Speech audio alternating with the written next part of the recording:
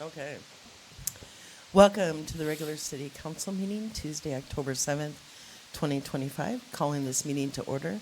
Would you join me for the Pledge of Allegiance, please?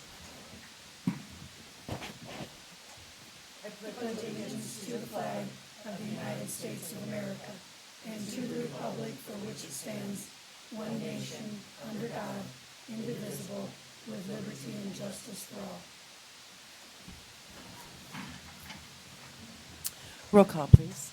Smock, I'm first. I'm here. Clements, Here. Dewater, Morris, Here. Weir. Sorry, I had to keep you on your toes.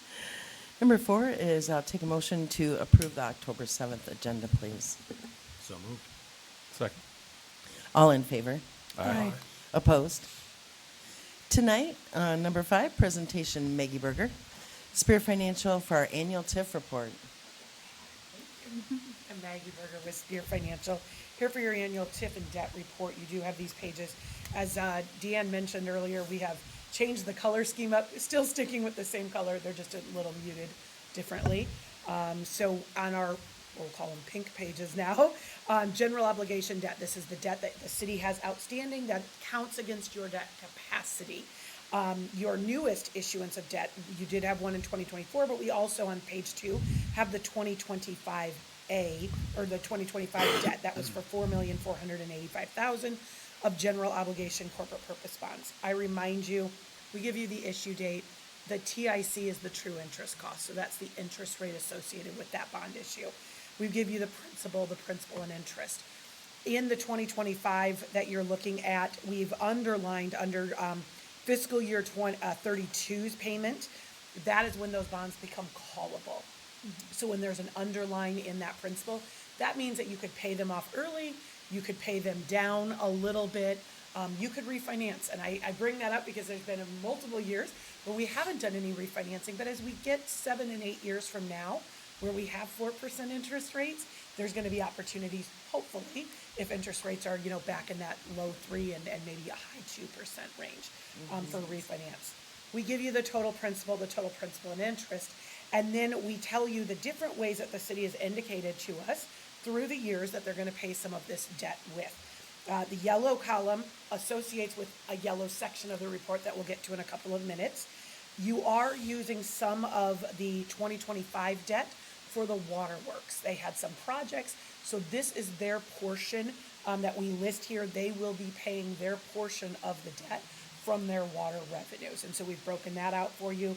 You use some water revenue on both the 2016 and 2017, and then the big large column at the end that is blank is just meaning that you are not debt service levying for any of your debt payments at this moment in time. This is all GO. If push came to shove, you absolutely could debt service levy for any of these GO payments because you have that authority when you initially took out the bond issue as GO. Our next page is our revenue debt, the only revenue debt that the city has outstanding, which is still preliminary and subject to closeout. We understand you will be awarded some loan forgiveness, so this schedule will change once that project has closed out. This is your sewer revenue SRF, the state revolving fund loan from 2023. That does have a very nice low interest rate of 2%. That is fixed and locked in, so that is great. Biggest takeaway from here is that far column, again, total property taxes are 0. This is revenue debt that can only be paid with the revenue of the sewer utility system. Cannot be property tax levied, and so it's important to show that.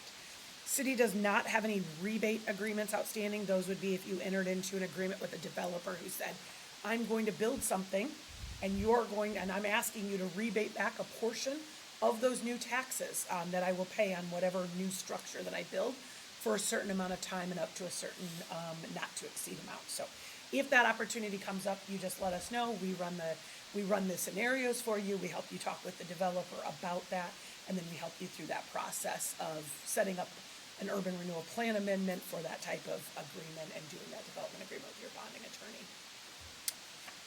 When we do receive this is just a quick question I had for you, our grant. Yep, your For loan the forgiveness. SRF. Yeah. Do we have to go through a formal? Yeah, that's a great question. So you do. You have to take one action item. Okay. So bond council will be notified at the same time that you are, that closeout has occurred and that loan forgiveness will be applied. It's called a reissuance authorization. And all it basically is doing is saying, we took out this issuance in 2023 and these were the terms. We're reissuing now because we're $1 million, 700,000, whatever that amount is, Right. less. And so there will be a reissuance. It's one item. It doesn't require, I don't believe, a public hearing. It's just one resolution that will come up on your agenda. Bond council will prepare that and send it out ahead of a meeting for you. It's a good question, yeah. There's been some back and forth. They were using it over like a 2 meeting process because of all the loan forgiveness that has been out there under the BIL, the Infrastructure Loan Forgiveness Program. They've kind of worked that into one meeting, so hopefully Okay. it should be good to go then for Okay. you. Thank you. Maggie, would there be a cost then for bond counsel to do that? I'm not sure they're charging for that because they're reissuing something that they've already done. I don't know that they are charging for that. Okay. Don't hold me to that because I don't see those bills, but I'm not sure that they are because it's a very simple resolution that they're putting together for Okay. you. We have got the yellow pages. This is your TIF revenue abatement. So this breaks down, and this gets a little, I don't want to say confusing, but you have to go by TIF district. Because you have multiple TIF districts. We issue debt, and sometimes that debt is made up of different projects in different TIF districts. So what we're doing with these pages is we're taking that original red section or that pink section and saying, this is the way we pay all of that debt. And through the years, when you enter into a new bond issue, you tell us right up front, this goes to East Heights, this goes to the Northwest District, and we run all these breakout schedules for you. So we know this is the full bond issue, but these are all that are attributable to these different areas. We have our East Heights District, that has 2020A, 2020B debt, and some 2024 debt in it. We transfer that into the East Heights. At the end of page 1 and on to page 2, we have the Northwest District. That just has one more year of the 2015 debt outstanding. And then the 2017A debt has about 4 more years of debt outstanding. So not a lot there in Northwest. The Home Acres has 3 bond issues, and part of that is this 2025 new issuance of debt. Because that one, both Deanne and I were confused on that. It is your Home Acres TIF district. We both had to look at that for a hot second, but yes, so that is part of that because that is the Lafayette Road project. And then we've got the new, what we'll call new residential TIF district, new in 2015. But that is your 2015 debt where, again, you did some road and infrastructure improvements for a new housing or residential area. Along with that new residential area, because you paid for the housing yourselves, you have to set aside low to moderate income dollars. Anytime you incentivize either the developer or yourself that you're collecting tip receipts on a residential project that is what we call at market rates, meaning they're just charging what the market would be, $300,000, $400,000 homes, then you've got LMI set aside. So those dollars are money that you're going to collect in that purple column. You're going to collect them. You're going to use those dollars for future LMI projects, but it is money that the state says you have to set aside. And we talked about that a little bit more because those dollars are really starting to flow in for you at this point in time. And so that's something that you guys can discuss over the next year or two on how you may want to spend some of those dollars. We then have your certifications for the different 4 TIF districts. The reason we break them down is because your city clerk has to break them down when they're sending in their TIF certification forms to the county. We have to break it down to them by TIF district, so that's very important. We go on to our green pages, and this is our TIF general obligation debt capacity pages. We're going to look at column number 2 and read straight down. You have 100% actual valuation in the city of $350,141,000. You grew by about 1.34% last year. If you'll recall, it was the year before where you probably grew by 30% in the revaluation that the state did.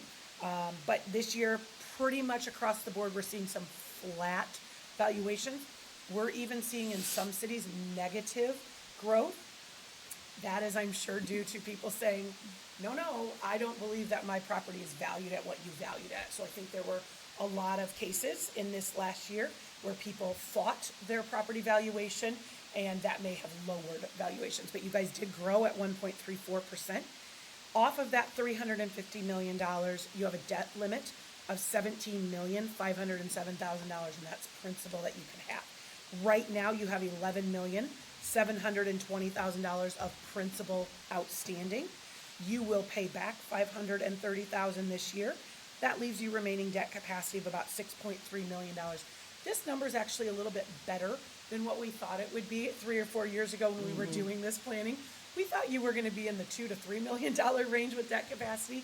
But again, that revaluation kicked everybody's debt capacity up, gave you a little bit more capacity. Because you have the last couple of years had some very large geo projects to be completed. Not only Lafayette, but then your Eagles Landing area and things like that. So we're happy with what you have in remaining debt capacity. After that contingency of 20% that we tell most cities they don't want to issue above, you have about $2,815,000 of debt capacity. But I don't think we have a lot of projects coming up for you to spend your debt capacity on right at this moment.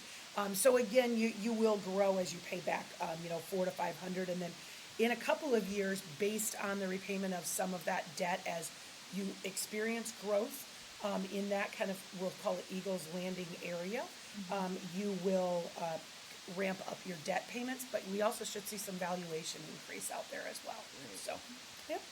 And then we go on to blue pages, and I'm going to just go through the East Heights and let you look through the other ones.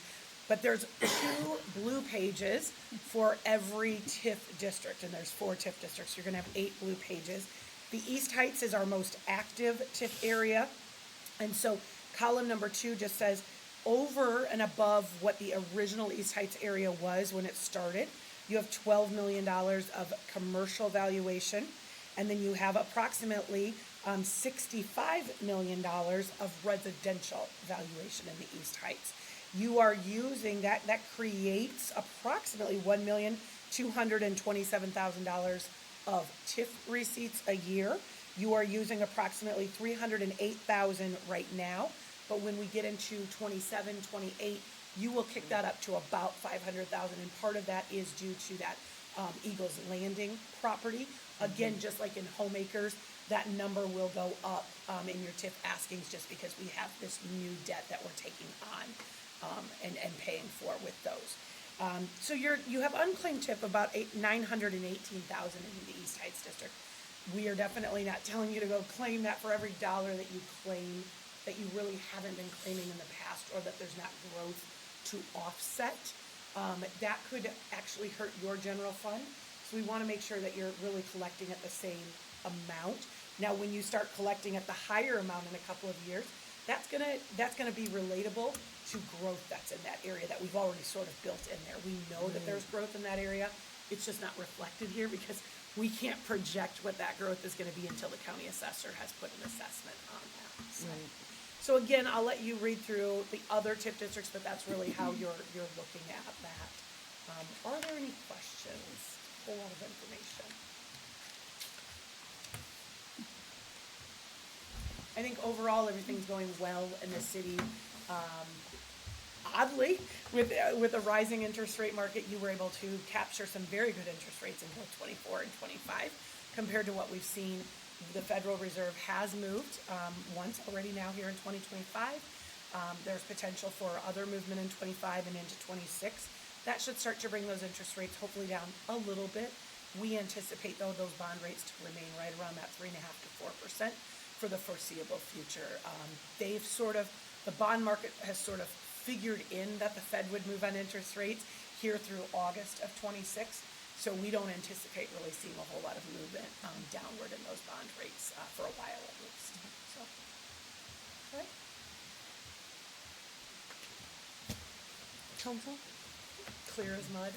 It's taken me 4 years, but I know about, I can follow the colors. Good. I'm glad. So we just hope that it gives No, you an opportunity to ask questions, but it also, we want to put this information at your fingertips so that when people say, well, what's going on? And you have this debt or you don't have this debt, you have the answers to those questions, so.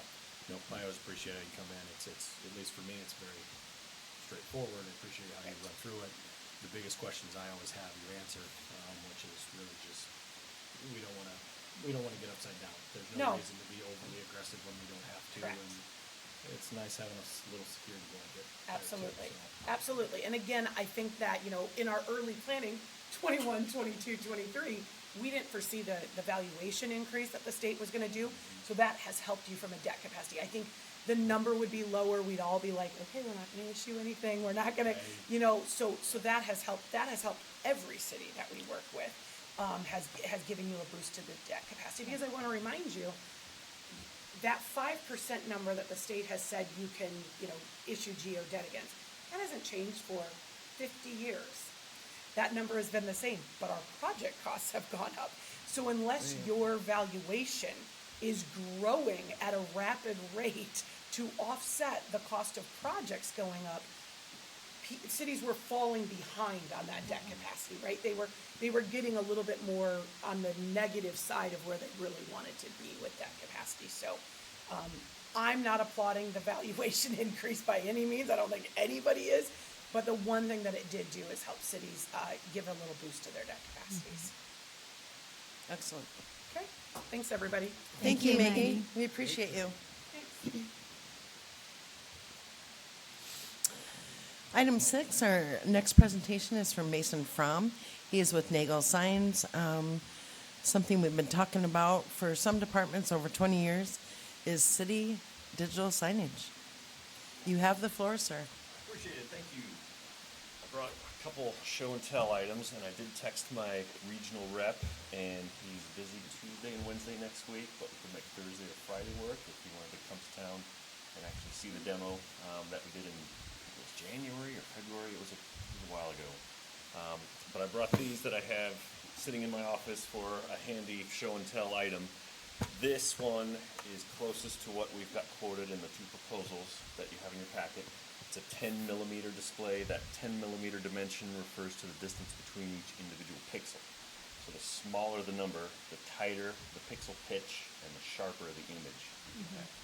All the displays are basically built with this, approximately a 1 foot by 1 foot block, and you make however many tall, however many wide, and that's your display. So the other option, the previous kind of industry standard, you can see the difference here. This one's a 16 millimeter display, so they're much wider apart, but they also have individual glass diodes where each one of the LEDs are housed. So a red, a green, and a blue each have their own little diode. The problem is once you start to compress them closer and closer, the diodes get in each other's way. And if you look at it from an angle, one diode covers the next one and the color shifts.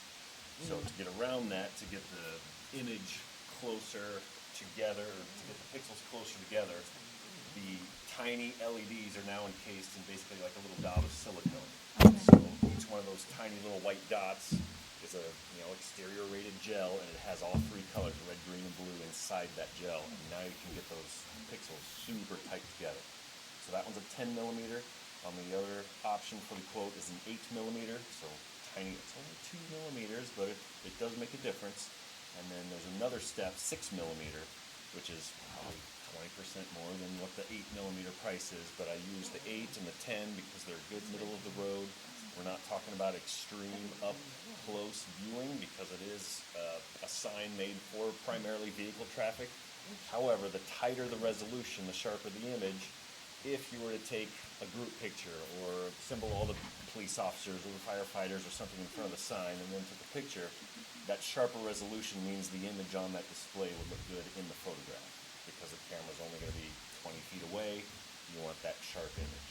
If that's not a factor in your mind and you really just need to talk to the vehicle traffic, then all the functions of the display, like the animations, all the colors, all that kind of stuff, you can achieve that with the older style, lower resolution display. It's a little less expensive, but the industry trend is to go sharper and tighter resolution.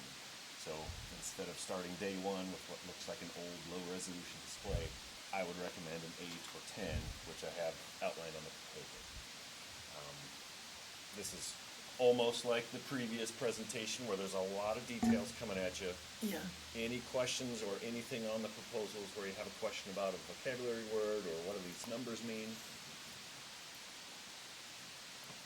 When we were driving around Sunday, you could definitely see the difference between the 8 and the 10, but more so when you were displaying something other than wording. So like a picture or a splash or something that was not words. It was definitely very much sharper. But our sign will be fairly close to the road as opposed to some of those are Yeah. pretty far away. The location does have a pretty good advantage because the property line kind of skews towards the road for some reason, so you can actually park the sign a little bit closer to vehicle traffic than you normally would on a regularly shaped parcel. So you have that advantage, and I did put a flag in the grass. I don't know if you guys have all driven by, but that flag is about where I planted the photo rendering that I think you have in your packet there that shows both options. So one on top of the other, the small one and Yeah. the larger one. Any questions about the software, the communication? There's an onboard Verizon wireless modem, so it directly connects to the cloud, so it's basically always on. I would recommend a team of about 5-6 people who have the login information and password on their phone or on their computer. Basically log in from any internet connection, plug in your password, and then you're into the sign. There's also different administrative levels that you can set, so you can have, like when I do for a high school or a church or something, I'll recommend that the youth group or a group of students take care of the heavy burden of creating the content. They can create the content on a low access level, save it to the cloud, and then an administrator can choose that content, proofread it for, what kids might do, and then make sure that only the messages that are supposed to be uploaded get actually set to the schedule. The messages can be rearranged in whatever order you want. You add all those messages to a playlist, and then you set that playlist a beginning and an end time on a calendar date. So you can have multiple playlists going. There's no limit on messages. It's however you want to do it. There's no monthly fee or anything for the software. It's all included in the original purchase price. Even the cellular modem has basically what's approximately a 10-year cellular contract for that little slice of bandwidth where you're just communicating with the sign when you're uploading messages. So it's not like a live video stream or anything that uses a bunch of bandwidth. So they're able to basically factor in the lifetime of the sign at about 10 years, and that cellular modem is active that entire time, the lifetime of the display. Any other questions? So the idea is to put it in front of the stone sign and in back? No, actually, it's in between the two driveways on the west side of the CRC on Evans. Yep. In between the two driveways. I think if you look at that one picture that he has in the packet, Photo rendering. the photo Yeah. rendering, yes. I couldn't. Yep, and we started out with the display kind of hanging above the stone sign, and then we decided it would be better for both lanes of traffic to kind of see the full-on display no matter what direction you're going, because the angled stone sign really only faces the intersection. You can only get kind of one direction of traffic to really see the message. So moving it closer to the street, on that north-south street, that allows both directions of traffic to get the same message or have that same impact. And then colors and the graphics on the That top was the something cabinet different he showed are with letters all and up for stuff. debate. We can revise those. We can add a little logo. We can add full color image if you want in that top section that's backlit. We can paint the little pole cover on the bottom any color you want. Those little details they don't really impact the price, so you can choose those going forward. So If- the, Go ahead. this top section in the example, it says Evansdale Community Response Center. Did I just understand you that we can pick whatever colors we want, But once it's picked, that's what it is, that doesn't Yeah, change? the graphics are applied to a piece of plastic, so theoretically, they could be stripped and relettered if you wanted to, or the plastic panel could be replaced if you dramatically change the name of the facility that it's mounted out in front of. That's a relatively inexpensive process, but it would be good to get that correct name the first time around and plant the sign correctly the first time.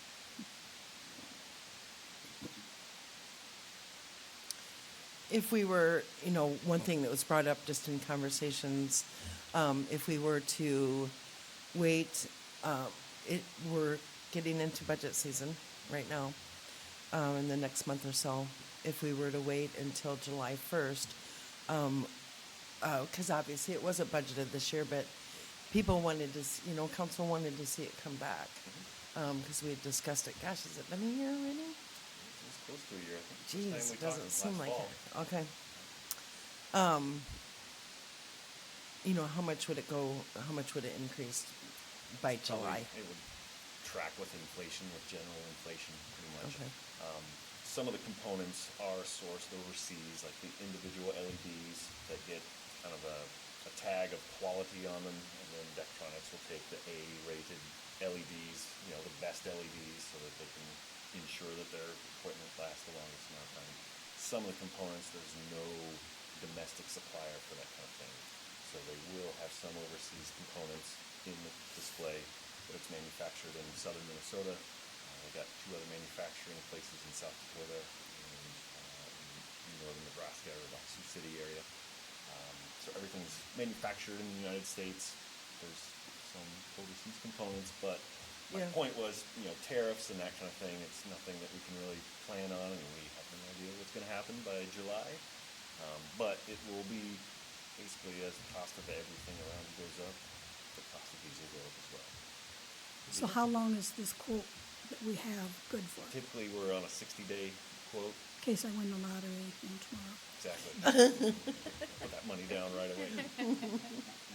Yeah, and when it comes to if everybody's on board with moving forward with the project, we can fine tune the sizes, the shape, colors, all that kind of stuff. Get a final proposal together maybe by March or April, and then that quote or that proposal in April would surely stand until July. Okay. Has your pricing been impacted by tariffs yet? Everywhere. Yeah. Okay. So a 10.5 foot sign, 8 millimeter would be 63,000 something. Installed. Yeah. Yep.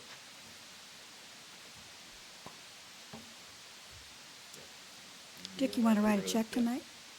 You want to write a check tonight? No. I tried. And for this type of project, we don't necessarily have a season. We can install this type of sign in the dead of winter, January, February, even if the ground is frozen, we can heat up and dig the excavation.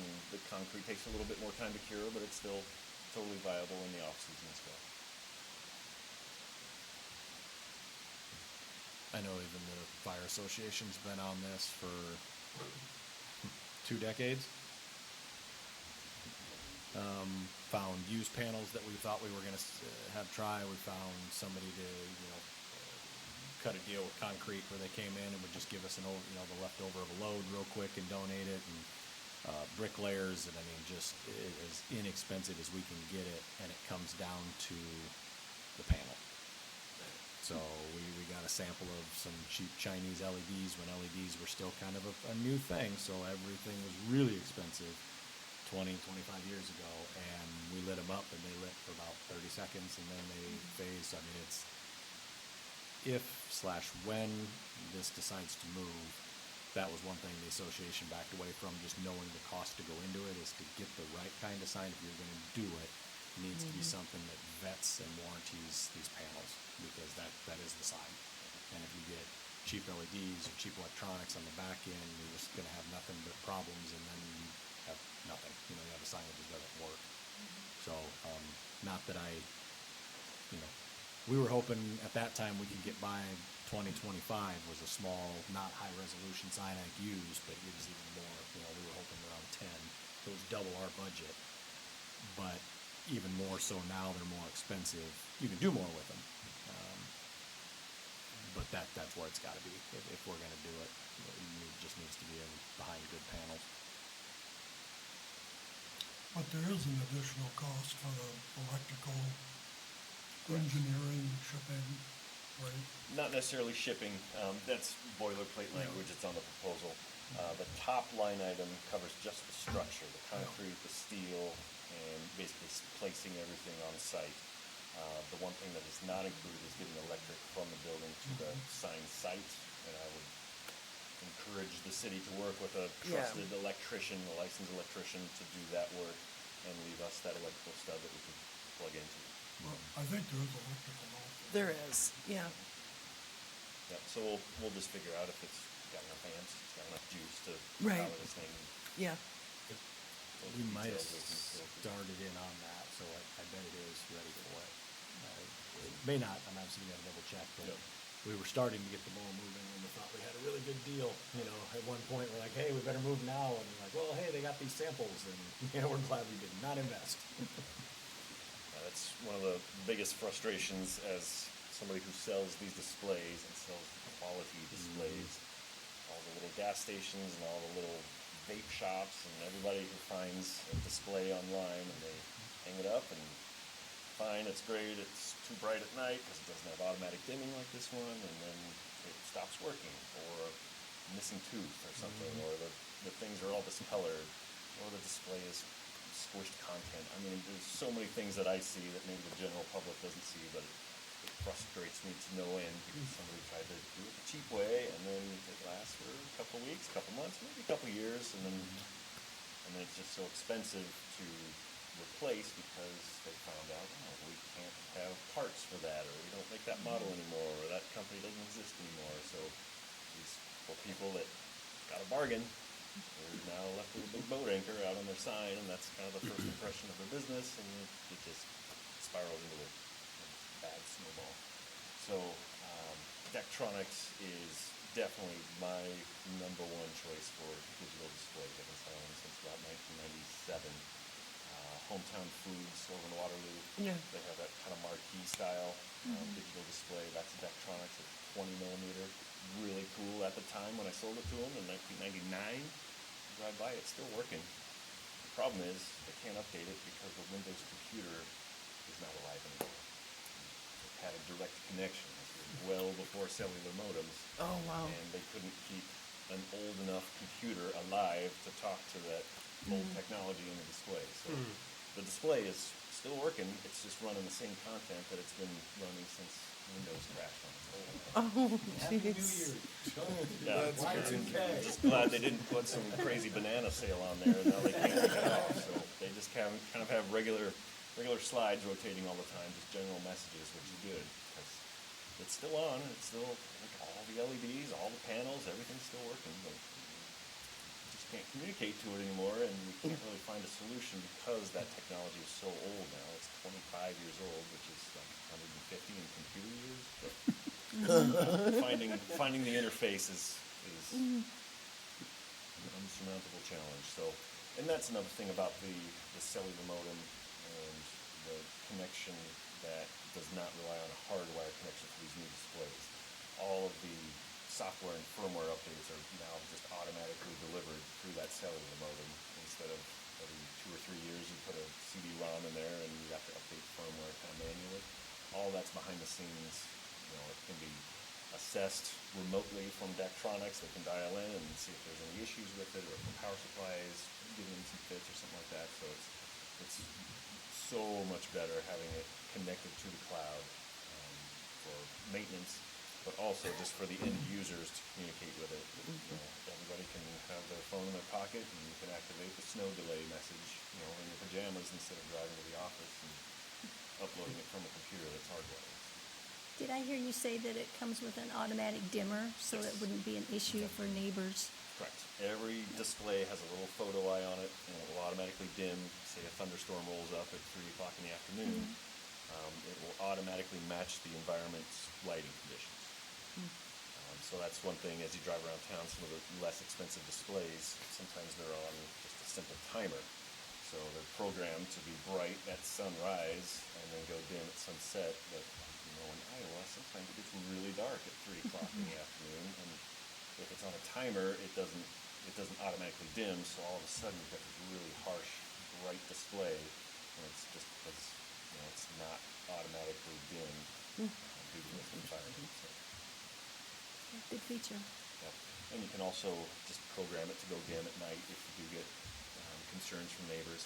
My advice for that is don't create really flashy and crazy content, especially overnight, because you're not trying to make anybody angry. You're just trying to get the fine work and the events of the fire, police, and the city events and all that kind of stuff. You just want to get the information out. It is a fire station. We're flashing lights and horns and stuff all hours of the day anyway, so. But usually that's for a good reason, to get out of the way. We're bringing the Wake up trucks the out. neighbors. It's exactly why we do it, every time. Another function of the display, now that it's cloud-based or cloud-connected, amber alerts and weather alerts, all that kind of stuff, you can opt in to have those alerts supersede your programming. So all of a sudden there's an amber alert. You don't have to do anything if you've opted into that amber alert system. As soon as that message is sent out at the state level or the national level, it just automatically hijacks the display and puts that information on the display instantly. So, And that's the same as, like you just said, severe weather. Yep. It's, yeah. Yeah, so there's That's an good. opt-in feature in the software to allow that to happen. Some people are like, I don't want to be in control, and they'll opt out of it. But it's a good community service feature to get those alerts out without human interaction. It just goes and it automatically appear on the display. Yeah. I can see for a business, that's not as big a deal, but for community, this is Yeah. community messaging. Absolutely. Any other questions? Thank you. Yeah, thank you. Yep, Deanna and I will stay in contact, and if you guys do want to see that demo display, let me know, either Thursday or Friday of next week. Drives up from Des Moines, so between like 10 o'clock and 2 o'clock in the afternoon would be a good window for Okay. him to come up and show it to you guys. And then you can just park it there if you want. Exactly. I mean, just leave it Yeah. there for 6 months to a year. 10 years maybe. We'll keep an eye Make on sure he it. gives us access to the programming. All right, I appreciate it. Thank you. Thank you, Mason. Thank you.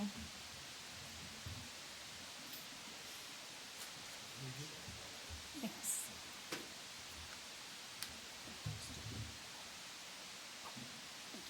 Thank you. Ryan, did you want to speak on behalf of the fire department?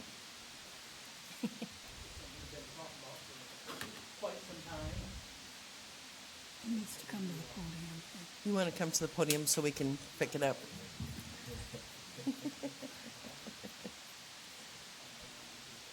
People at home can't hear.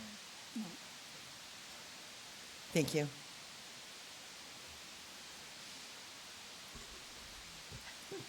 No, it's just something we've looked at for, like Justin said, probably 15, 20 years maybe, and technology's changed and it's got a lot better.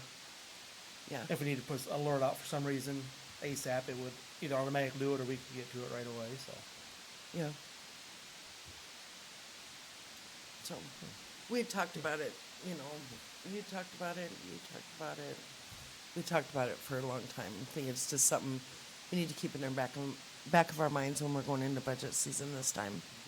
I'd be interested to see like equivalent signs of that size, the difference between the 10 and the 8. Because I mean, for $8,400, I'd want to be convinced that we need that much more high resolution. When we're spending that much money, if we can save a little, still get the same effectiveness, Yeah. I think it'd be worth looking at least. And he just said maybe next Thursday or Friday. Yeah. That- Yeah, I yeah. just didn't know the extent to what we'd be able to tell looking at that sign. Oh, okay. I'm gonna try driving around and see if I can tell just seeing them, Yeah, cause I'm curious, but yeah. it seems like a pretty big price difference for not a lot of difference in definition. Do you have a list of places that they got signs out we can go look at? Yes. I thought they Okay. had, yeah. I was trying to Yeah, decide. I'd be happy to email that out to you. Okay. just in the community to get between the two of them. Yeah, or if you want to email it out to them, that's fine. Find it. We couldn't find the two at the Career Center. I don't know whether they've been taken down with the construction out there, but we didn't have those for an example. Save you a trip. Yeah, they had several on there for the.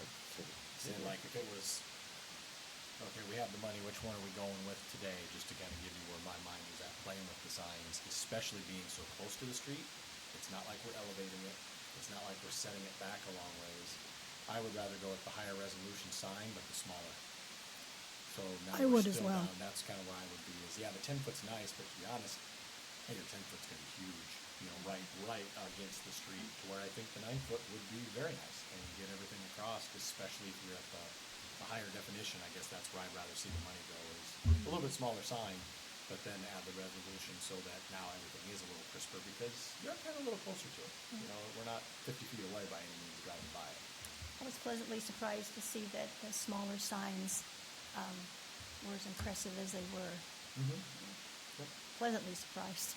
And again, I mean, it's some text messaging. I could see a lot of community events, a lot of happenings, notification of elections, CVYSA. I mean, any type of things, you know, within the organizations of the city that want to get the messaging out. And I don't think it's anything that needs to be directly gate kept for only city functions. If a church is doing a big parking lot fundraiser, trunk or treats or something, just to get more of the word out.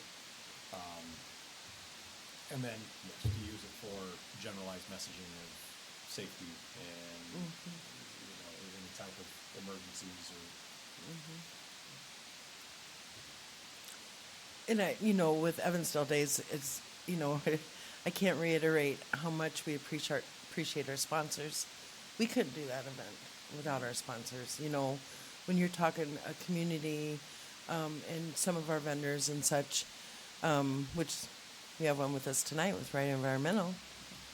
You know, we're raising about $20,000, and that's what that event costs. But it'd be nice too, also, to, you know, put their logo on there, Evansdale Days, and then, you know, every so often, you know, throw a logo on there.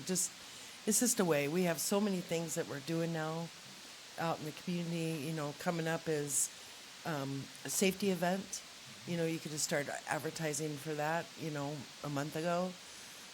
We're coming into the holidays. We've got our annual lighting on Lafayette. Then, you know, we're doing the chili supper. That'd be just one's off the top of my head, okay? And then, you know, the next one would be Party in the Park. These are like major events for the city that would be, you know, part and to advertise to everybody. And then, of course, you know, just individually, each department.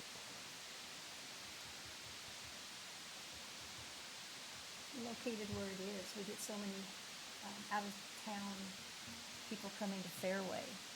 So Yeah. that's another way to open that up to other communities, Right. get that word out there. Yeah. So, thank you, Ryan. I appreciate it. So, something to think about. We're not making any decisions tonight, but I was asked, and I've been pondering it myself and talking to Mason, you know, just to get it back out there, especially when we are doing our big events. It'd just be nice. It's, you know, you could do what you can with our website, with our Facebook page, you know, the signage, you know, putting up flyers all over the city, you know.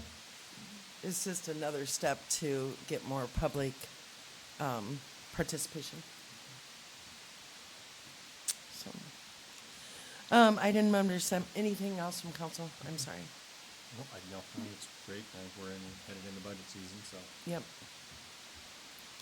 Item 7, any public comments from our residents this evening?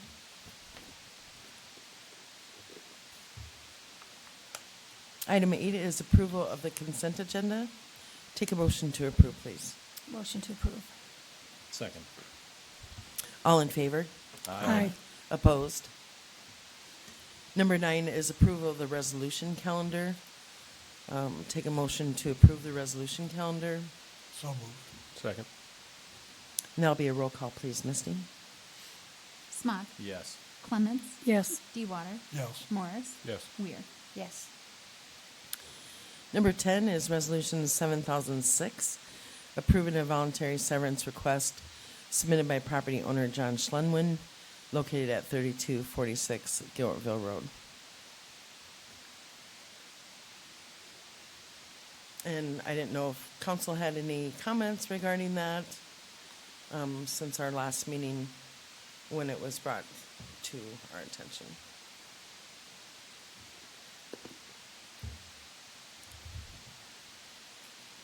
my opinion hasn't changed any. I see no valid reason why a city would want to remove property.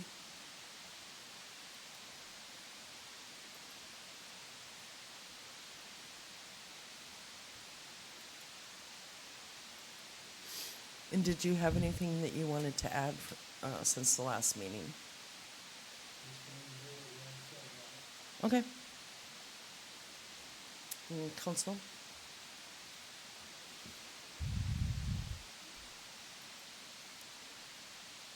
Okay. I guess I would reflect Sandy's sentiment.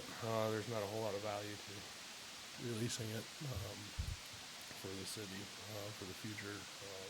We're developing that area and has the potential to become a real eyesore. That'd be its own thing. Okay. Anybody with intent to make a motion? None for me. So resolution 7006 dies to lack of motion.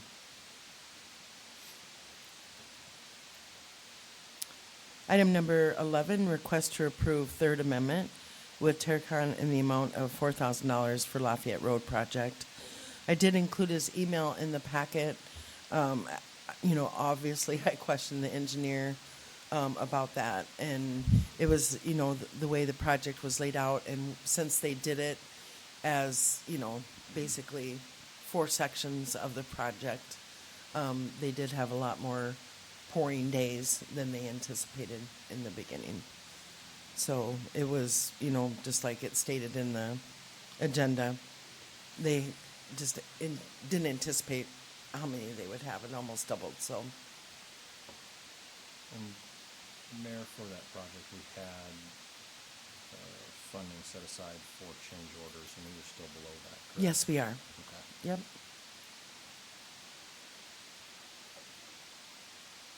Take a motion to approve, please. So moved. Second. All in favor? Aye. Opposed? 12, request to approve the installation of second water meter exempt from sewer charges for bulk fluid systems. He has come to us a couple different times. He delivers windshield washer fluid in bulk to the whole several places in Iowa. Not the whole state, but several places. Matter of fact, I think he serves all the quick starts in the state of Iowa, for example. They have containers on location, that they're using for their gas pumps when you do your window or whatever. So he's using a lot of water. So he's getting charged an enormous amount of sewer. And, it's not something that we would normally do, but there is an option even to our residents when they fill up a pool that, they can hook up, what is that called? The device. Actually, we just Or maybe- recommend they fill it from their garden hoses because Okay. their sewer is not based on water usage for residential. It is with commercial. That's right. That's right. So But anyway. if you have an irrigation system in your home, for example, a yard automatic irrigation system, you would have the option of having a second meter that just records that usage because it doesn't go to the sewer. When I retired 2 years ago, no one up to this point had done that.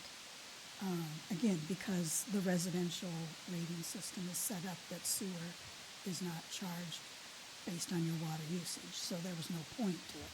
But for example, in Waterloo, people do it, or have the option to do it. Okay. So I think it's a very good compromise because that water isn't going into the sewer system, it's going into his production. He will still have a meter, the one that's there now, that is recording the usage going to the toilet and the sink or whatever else he has inside that unit. And so, the stormwater fee and so on, just like everyone else in town, he pays all those just like normal on the commercial rate. This would just be a second meter registering the water that goes into his product. So all we're really approving is not the second meter, because that's not up to us. No, right? that's correct. We're approving the exemption That's right. of the sewer charge. Yes. Yep. I make a motion to approve that request. A second. All in favor? Aye. Opposed? Number 13, request mayor to extend current agreement with Wright Environmental through June 30th, 2028. And Alex is here if you have any questions. What's it gonna take to get some recycling bins alongside the cardboard? Well, Gee, I don't know, I've been requesting it for a long time. we actually remove those because, are you talking about like glass, plastic? Plastic, newspapers. I mean, you can fill up a bin, a personal bin, 2 weeks pretty quickly. And, there's no place to take it unless you wanna go to Waterloo. I wouldn't recommend that. Yeah, 'Cause no, we do not recommend that. I think the reason that we withdrew those is because we had such a problem with, yeah. And I don't think we haven't had containers there, but I know with the hauler previous to us, which is more than 5 years ago.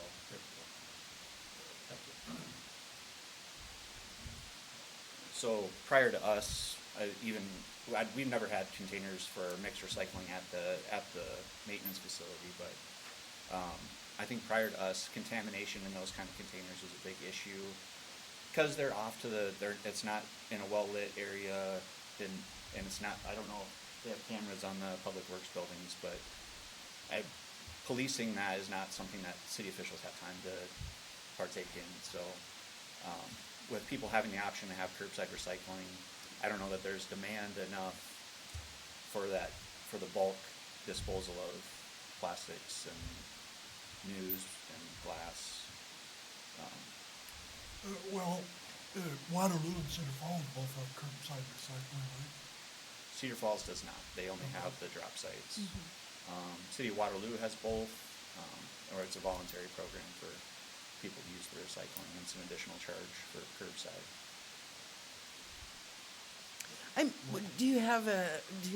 Like the cardboard dumpster you have out right there is awesome, because they have to break them down.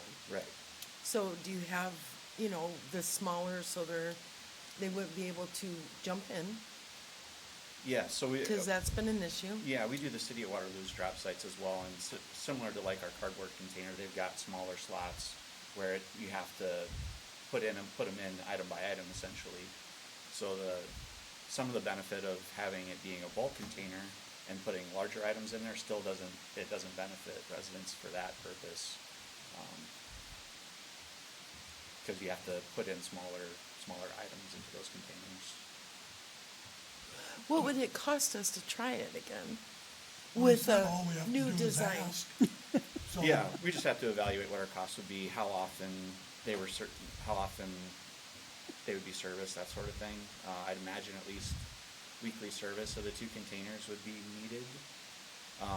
The items that we're talking about getting recycled, plastics, news, any even and glass especially, are ones that are more expensive to get rid of.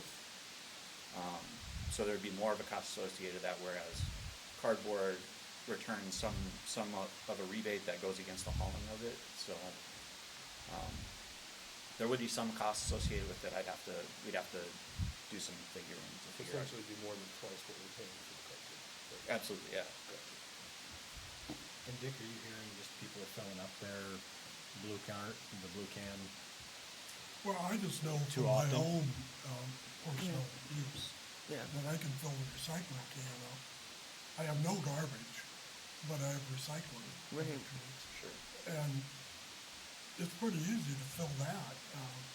And when I look around at the Waterloo bins, specifically the ones by Crossroads, there's people there all the time, Oh, yeah. all the time. Yeah, there's probably others Amesboro and that- Crossroads get a lot of traffic. And so, and if it's feasible, but where I'm going with this is, I would almost be more interested in doing weekly recycling pickups versus opening up the bins.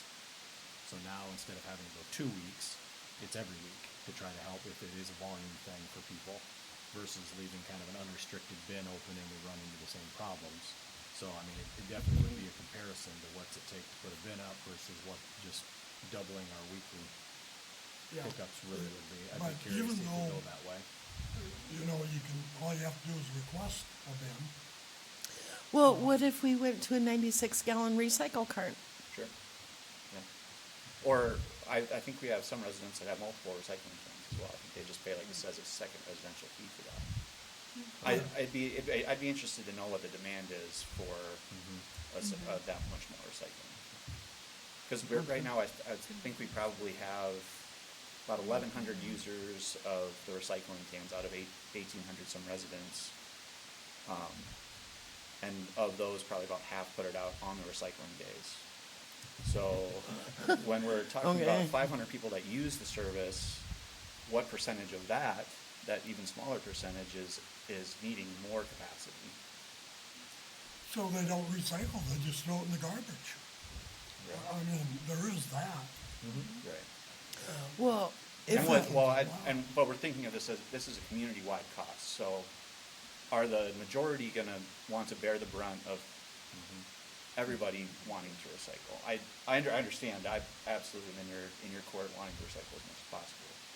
But the practicality of getting everybody on board to pay more money to recycle a little bit more from a small portion of residents doesn't seem practical. Yeah, it takes me a month to fill up a recycling bin, you know, and likewise with my neighbors. I don't know that I'd want to pick up the extra cost. And see, mine's just typically when I have big cardboard, and that's typically what I can't fit in, no matter how, I'm not gonna cut it down into 4-foot sections type of thing, a big TV box or furniture box or something, and that's where I utilize that Right. town. But as Yeah. far as plastics, now glass, I don't. So that's the one I just, if I do have I don't have much glass, I have a bottle, but if it does, that just ends up in the trash for me. But plastics and cardboard, yeah, it goes in the dumpster or the recycle can. And normally, if I do have well, I won't blame the lovely Mrs. Smock, but if I do have a run on Amazon boxes or something, I just set them aside and they empty it and then I just fill it up and it's just halfway full for the next time. But for the most part, the 2 weeks does work for myself. And if I have any overflow, it's cardboard, and I do bring that outside. I fight with it. Yeah. I hate Yeah. the small holes. I get why we do it, but I'm up there cursing it too as I'm trying to break down a big box to fit it in the small slots. Well, yeah, I do too, but, You gotta get there when the driver's there, he'll open the back door for you. They're when perfect, it's they're done. perfect. Somebody put styrofoam I sheets just- in there the other day because they I fit look in at the the slot. I look at the garbage cans, and they're overflowing. I mean, my God, how could you have that much garbage? A lot of it's recycling.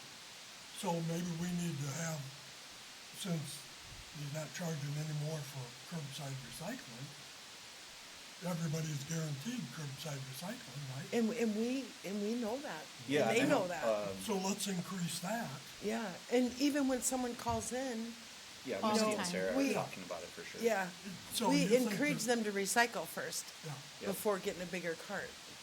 So you think that if we have more residents recycle, that's not gonna cost you any more than, or cost you less than putting bins? It'll up cost there? us, I mean, it will cost us more, but that's already, we factor in everybody, our cost is factored as if everybody's using the recycling.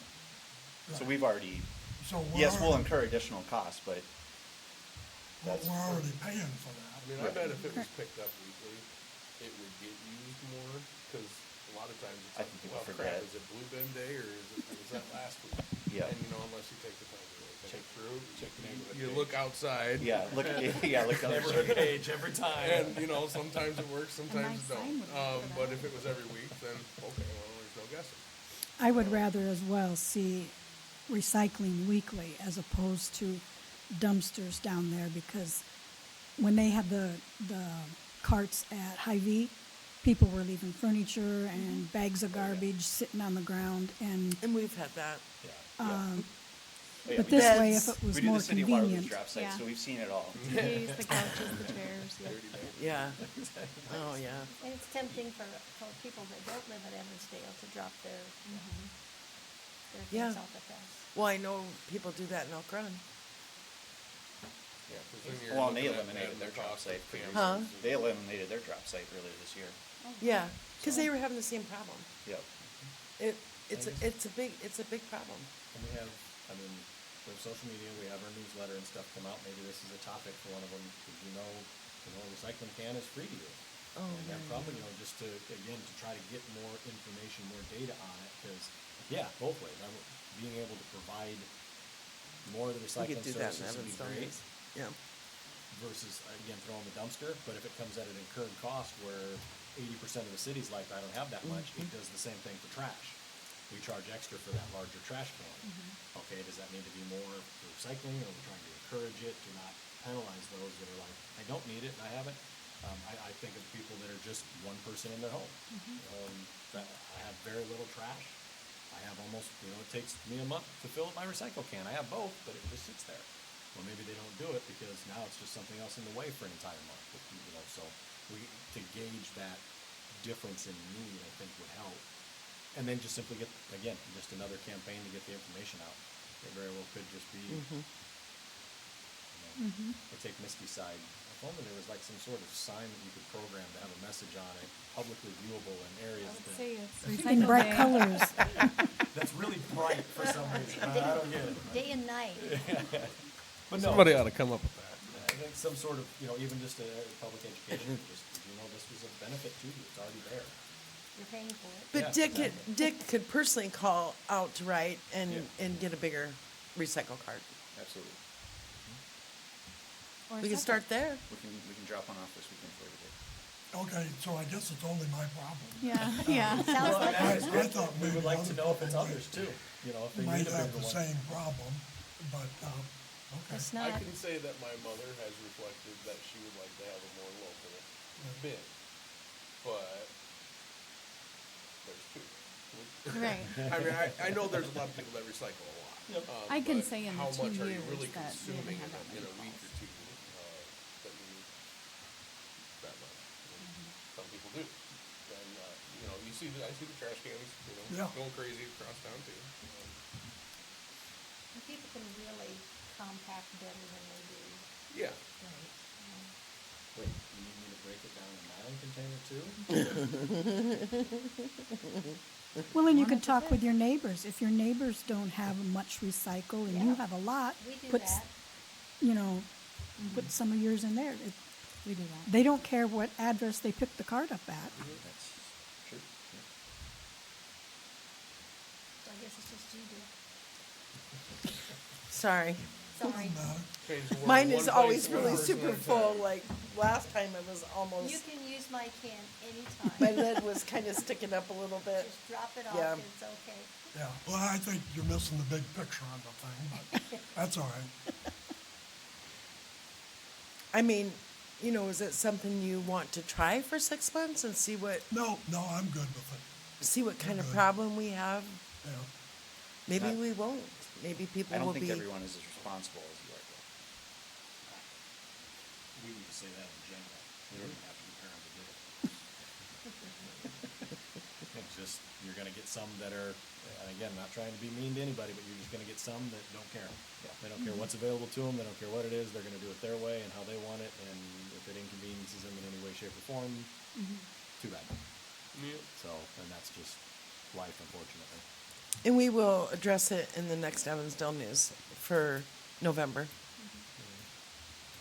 And, you know, because people will, I mean, you know, at first when it went away, we had a lot of calls. Oh, yeah. And then we offered them, you know, recycling cards. Do you have one at home? You know, Especially when they turn free. I had to pay $50, $60 for my first Yeah. card when we first introduced it, and that Right. changed. So now there should be little excuse. I won't say no, because I'm sure there's probably one somewhere. But yeah, if it's something, if we get the demand, Nick, and I mean, if you definitely are hearing about it, I'm not opposed to trying it as long as, if we do put a dumpster up or any type of Yeah. general collection bin, any minimum set monthly guarantee, we can go month to month with the thing, or? Yeah, absolutely. Okay, I just don't want to get locked into a year or something if we realize it's a problem. No, we'd definitely rather do it as a trial. Yeah, For perfect. just to see what it, I mean, obviously it's gonna impact our drivers and all that kind of stuff too, so. Yep. To have it. yeah, and please do follow up with us on this. Okay. Yeah. You know, because people are, they may call in tomorrow because they, you know, or the next day because Yeah, they they heard see it. this. Yeah. Yeah. I'm not against it by any means, other than I don't want it to become a dump site that now tax dollars have to be paid for cleaning it up, because again, you're gonna have some people that are gonna do it their way no matter what, and they're gonna take advantage of it.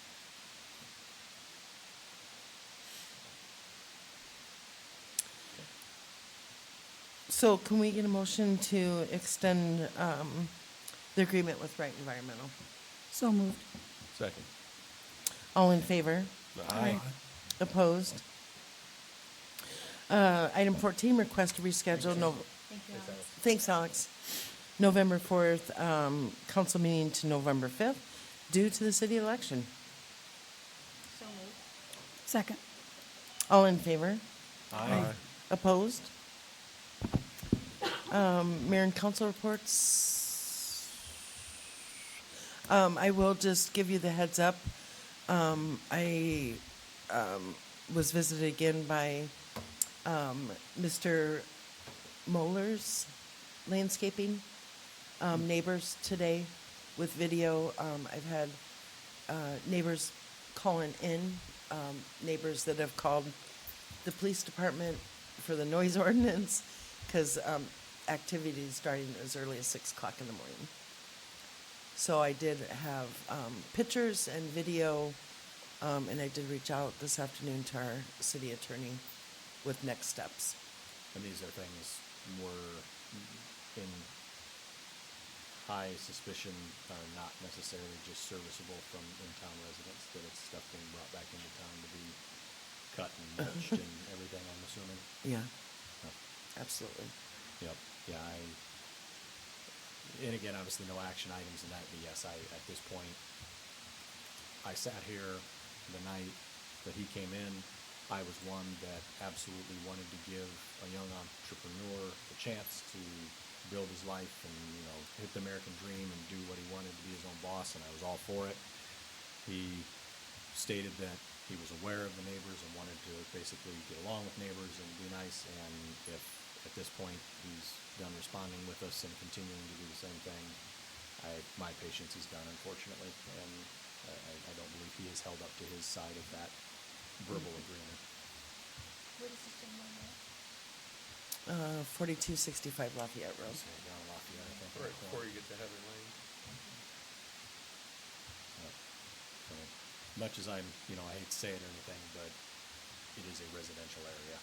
So It is, it's absolutely. not a commercial area to do this kind of thing, and Yeah. yeah, I feel for the neighbors. I would be, even though my kids have me up typically each morning at 6 o'clock, if every single morning or very close to that's what I wake up to, no, I would. Right, we're not. talking skid loader at 6 o'clock in the morning, so, Yep. And again, if it was someone building a house and I have that going on down for me right now, Yeah. I got dump trucks and backup alarms and all kinds of stuff that, I mean, typically all hours. I mean, they were out 6 a.m. sometimes when they were starting concrete. Okay, I put up with that for a week and I was done, you know, not every season. So, but yeah, Right. that's just, again, my 2 cents, and unfortunately, I'm sad it had to come to that, but, yeah, sounds like that's where we need to go. Council. I would just like to request, back on our consent agenda, the liquor license for Pilot Travel Center, if they would be contacted to get their address corrected. I've been working with ABD for about 2 months now. So they said when I go to authorize the renewal, if I put it in the comments, because they couldn't get it to change on their end without that. So, I mean, they should know this is Evansdale, not Elkhorn Heights. yeah, it's been like that. To me, for- it's just a stickler that records while are now. accurate. Well, Quick Star's receipts still say Elk Run. And So I- yeah, that'll be done tomorrow. Thank you. Thursday evening down at the fire department, the annual fire prevention open house will be open from 5:30 to 7:30. It is open to any and all. It isn't just an Evansdale residents thing. It's an opportunity to come in and family friendly, bring the kids, bring everyone around. Should be a good time. Weather looks to be pretty decent. So, come on down and have some fun. Learn about lithium ion batteries, I think, this year, if I remember correctly. So, glad they mixed it up. We've been hanging on smoke detectors, which are good. They're important. You're throwing those in the dunk tank? But it's like a bunch of them, so we should break one open, show you what happens when we spray water on it, so. Is the fire department still thinking about doing some practice over there on Bushman's house? No, so the cost on it, basically, we had asbestos in the glue that holds the subfloor together, which means we To have to the- rip the- out the floor. Subfloor to the joists. Yep, so, which means we have to rip out the floor, which means you just step right into the basement, which now is just. Yeah, well, I thought you were gonna do some simulated fire. That kind of thing, busting down doors. I was gonna say, yeah, maybe forcible entry kind of thing potentially before it goes. I mean, that would be open, if the chief and training officer want it, but as far as the actual live burn type of piece and open fire, nope, it was denied for that, and the cost to pull it out would make the house, not only was it expensive, it would make the house not suitable for the type of training we would wanna conduct. Exactly, we're not teaching anybody how to fall into a basement and claw their way back out. Definitely not the kind of training we wanna teach. And just so all of you know, that'll be on the next agenda. Are we moving, do you want to move forward with, because we have quotes from asbestos removal, we have quotes for demolition from like 3 different people now. Are we moving forward? You want to do that this fall, or do you want to wait until spring? Because, I don't know if all council said it was just this week we met, so we have no big names that are really being released yet. We got a couple more interesting parties already in some of those additional lots. Yes. So, Yep. there's already interest, and 2 new buyers have already come up and started talking, so. In the original phase 1. Phase 2. Yeah, already Yep. phase 2, yep, kind of behind, was it just behind Quick Star? Kind of just off the corner? of It would Quick be Star? right when you come in, the first 4 lots on the left-hand side. Oh, okay. Yep. Because Quick Star will be on the right on Eagles The east of Quick Star. Landing Parkway, yeah. And it's Pella ribbon cutting Wednesday, the 15th. Yes, that's 4 right. p.m. Yes, right. Ours is to the public, it is 5. Okay. So we're supposed to meet there at 4, so they can give us a tour, and then the public will come in at 5. And they'll do the ribbon cutting at 5. So, yeah, Sure thank you- you for saying that. Make sure you shower, comb your hair. Brush your teeth.